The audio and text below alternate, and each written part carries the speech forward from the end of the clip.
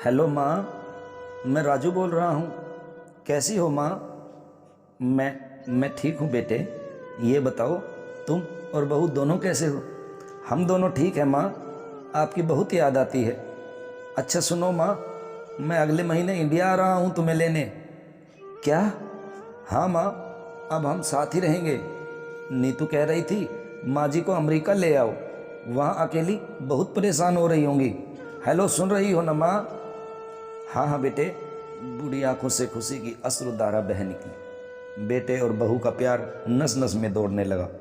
जीवन के 70 साल गुजार चुकी सावित्री ने जल्दी से अपने पल्लू से आंसू पोंछे और बेटे से बात करने लगी। पूरे 2 साल बाद बेटा घर आ रहा था।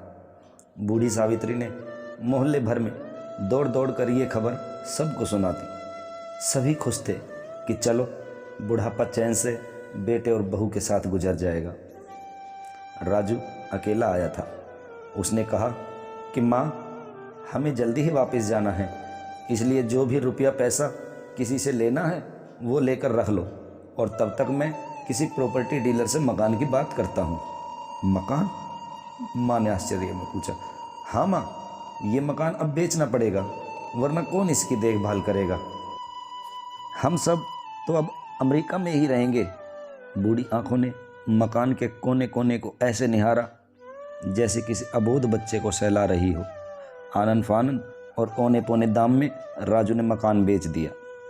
सावित्री देवी ने वो जरूरी सामान समेटा जिससे उनको बहुत ज़्यादा लगाव था। राजू टैक्सी मंगवा चुका था। एयरपोर्ट पहुंचकर राजू ने कहा, माँ, तुम यहाँ बैठो, मैं अंदर जाकर सामान की जांच और बोर्डिंग और वीज़ा का काम निपटा लेता हूँ।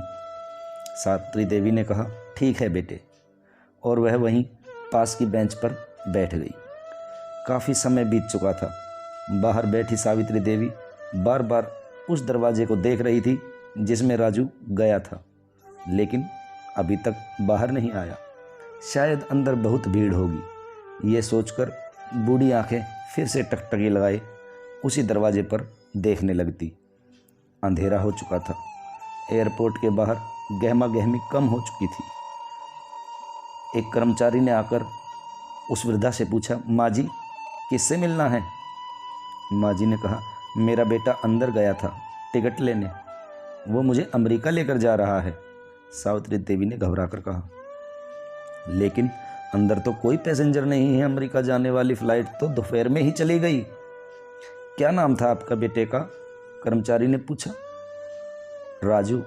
सावित्री के चेहरे पर चिंता की लकीरें उभर आई।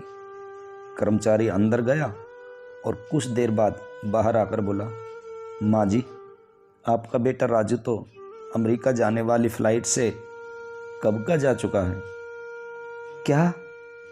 वृद्धा की आंखों से आंसुओं का सैलाब फूट पड़ा। बूढ़ी माँ का रोम रोम कांप उठा।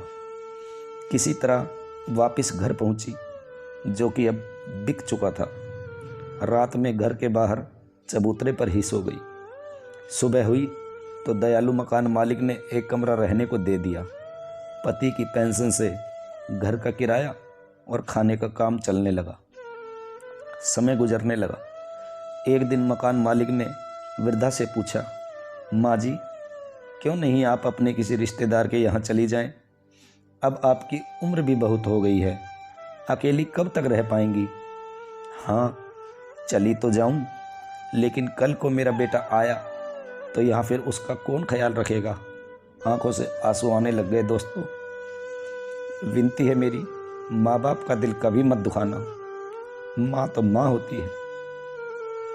कहानी अच्छी लगे तो लाइक, शेयर और सब्सक्राइब कर लीजिएगा, जिससे इस प्रकार की कहानी आपके सामने और हम लाते रहें।